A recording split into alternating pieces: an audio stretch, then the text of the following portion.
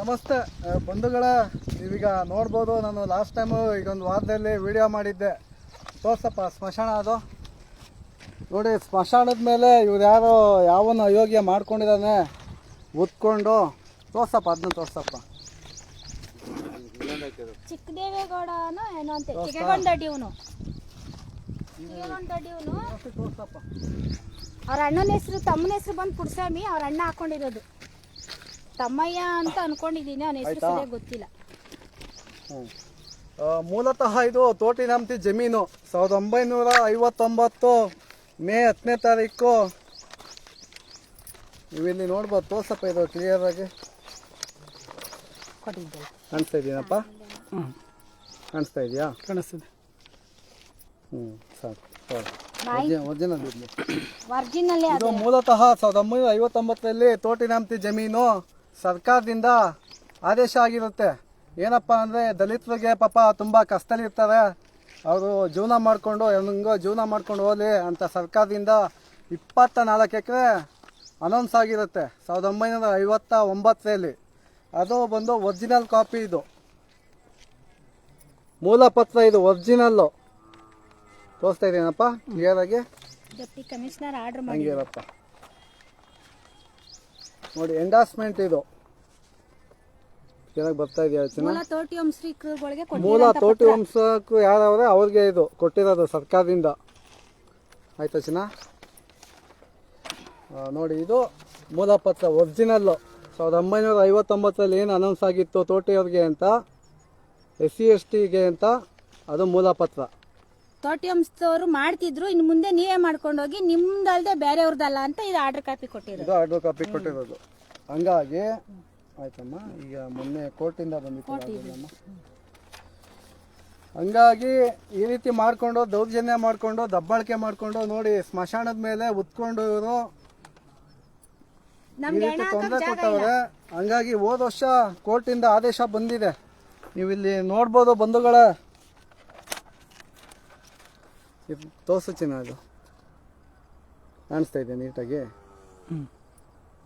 ತಹಸೀಲ್ದಾರದ್ದು ತಪ್ಪಿದೆ ಅಂತ ಮೆನ್ಷನ್ ಆಗಿದೆಯಲ್ಲ, ಕಾಣಿಸ್ತಾ ಇದೆಯಾ ಚಿನ್ನ?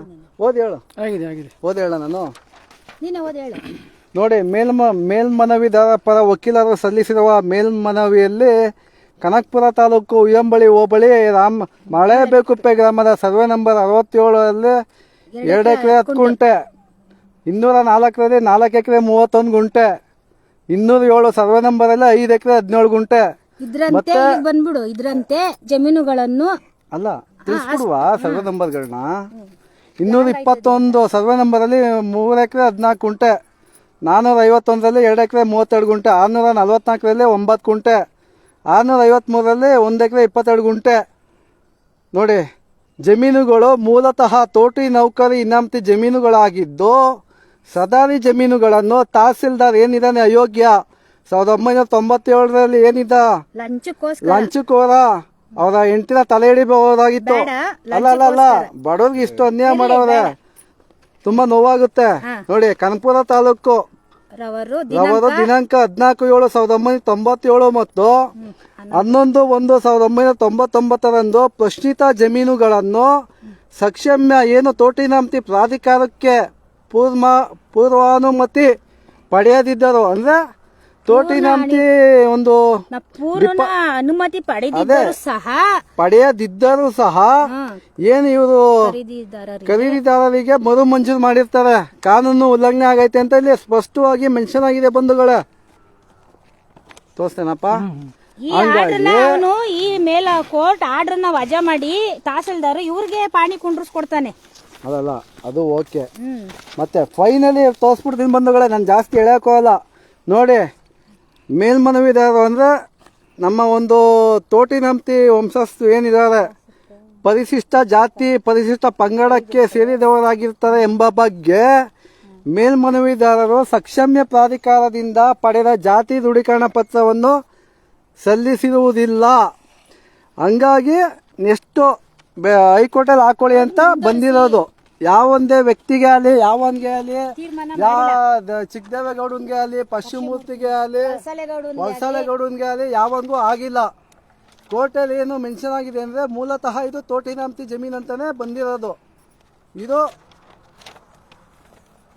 ನೋಡ್ಬೋದು ನೀವು ಡಾಕ್ಯುಮೆಂಟು ತೋರ್ಸಪ್ಪ ಚಿನ್ನ. ಲಾಸ್ಟ್ ಪೇಜ್ ತೋರಿಸಿಲ್ಲ ಸರ್.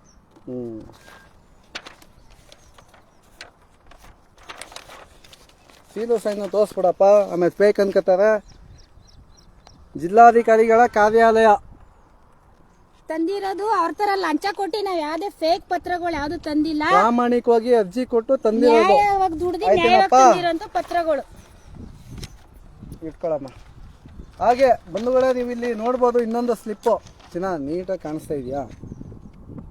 ಇಲ್ಲ ಸ್ವಲ್ಪ ಸಣ್ಣ ಸಣ್ಣ ಇದು ನೋಡು, ಇದು ಕಾಣಿಸ್ತಾ ಇದೆಯಾ? 200 ರೂಪಾಯಿ, 400 ರೂಪಾಯಿ, 250 ರೂಪಾಯಿ ತೋರಿಸ್ತಾ ಇದೆಯಾ? ಕಾಣಿಸ್ತಾ ನೋಡಿ. ಯಾವನೇ ಅಲ್ಲಿ 200 ರೂಪಾಯಿಗೆ, 250 ರೂಪಾಯಿಗೆ, 105 ರೂಪಾಯಿಗೆ ಯಾವನ ಸೇಲ್ ಮಾಡ್ತಾನ? 1 ಎಕರೆ 2 ಎಕರೆ ಜಮೀನಾ?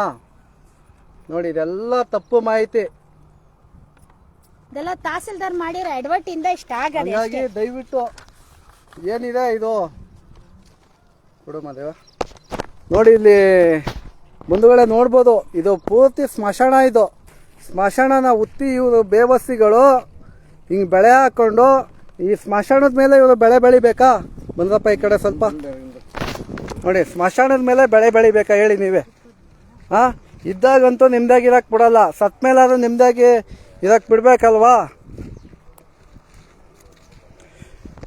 ಹಂಗಾಗಿ ಇನ್ನೊಂದು ಒಳ್ಳೆ ವಿಚಾರ ಏನಪ್ಪ ಅಂದರೆ, ನಿನ್ನೆ ತಾನೇ ಹೈಕೋರ್ಟಲ್ಲಿ ಆದೇಶ ಆಗಿದೆ.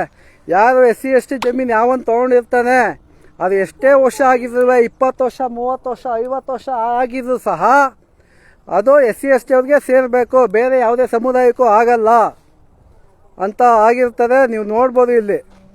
ನಾವಿಲ್ಲಿ ಕೇಳೋಣ ಅಂತ ಬಂದು ಯಾರು ಇಲ್ಲ ಜಮೀನಲ್ಲಿ. ಹಂಗೆ ಒಂದು ವಿಡಿಯೋ ಪ್ಲೇ ಮಾಡ್ತೀನಿ ಬಂಧುಗಳೇ, ನೀವಿಲ್ಲಿ ನೋಡ್ಬೋದು. ಕಾಣಿಸ್ತಾ ಇಲ್ಲ ಕಣ, ಕಾಣಿಸ್ತಾ ಇಲ್ಲ. ಆಮೇಲೆ ಅಪ್ಲೋಡ್ ಮಾಡೋಣ.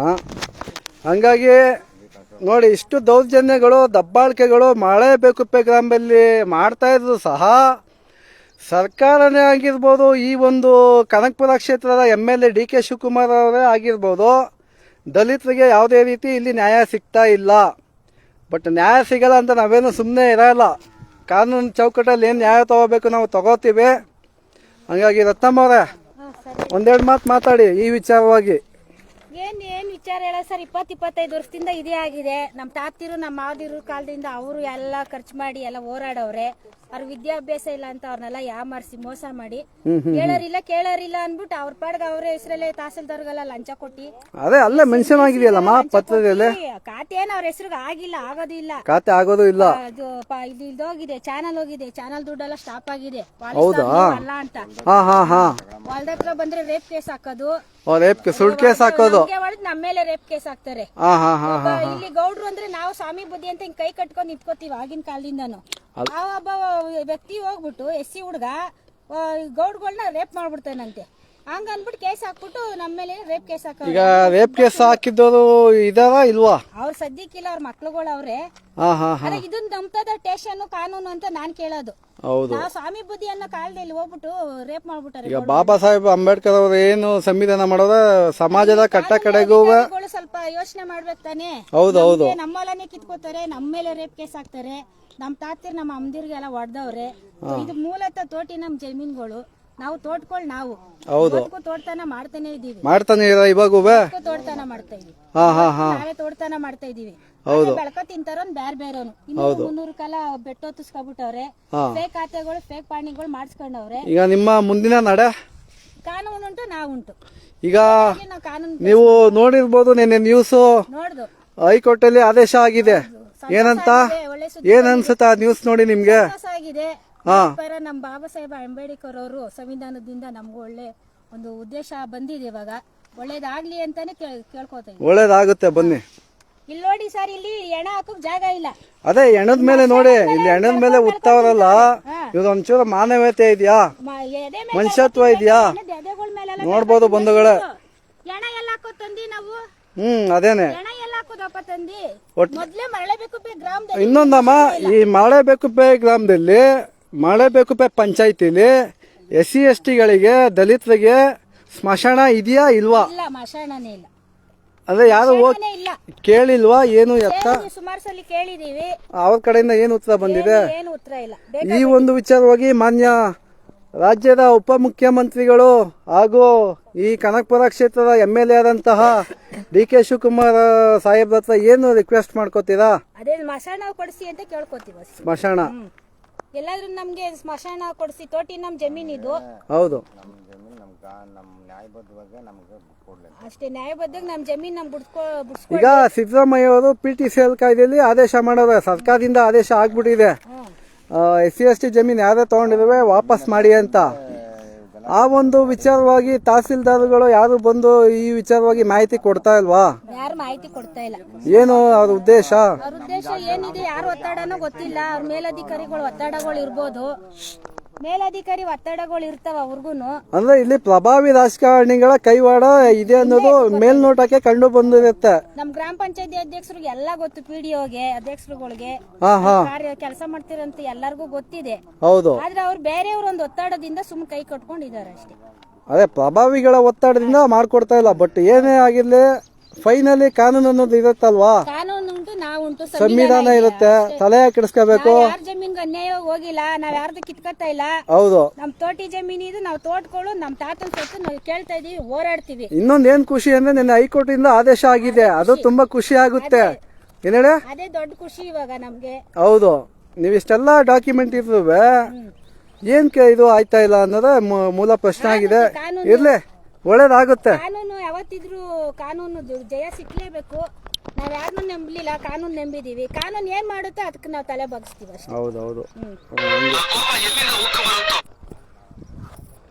ಹಂಗಾಗಿ ಬಂಧುಗಳೇ, ದಯವಿಟ್ಟು ಈ ಒಂದು ವಿಡಿಯೋನ ದಯವಿಟ್ಟು ಶೇರ್ ಮಾಡಿ. ಮಾನ್ಯ ಉಪಮುಖ್ಯಮಂತ್ರಿಗಳಿಗೂ ತಲುಪಲಿ, ಹಾಗೂ ಮಾನ್ಯ ಸಿದ್ದರಾಮಯ್ಯ ಸಾಹೇಬ್ರಿಗೂ ತಲುಪಬೇಕು, ಹಾಗೂ ಸಮಾಜ ಕಲ್ಯಾಣ ಇಲಾಖೆ ಮಾದೇವಪ್ಪ ಸಾಹೇಬ್ರಿಗೂ ಕೂಡ ತಲುಪಬೇಕು ಈ ಒಂದು ವಿಡಿಯೋ.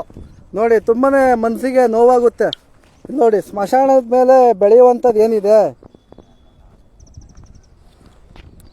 ಹಾಗಾಗಿ ಈ ಮುಖಾಂತರ ನಾನು 2 ಮಾತು ಮುಗಿಸ್ತೀನಿ. ದಯವಿಟ್ಟು ಶೇರ್ ಮಾಡಿ ಈ ವಿಡಿಯೋನ.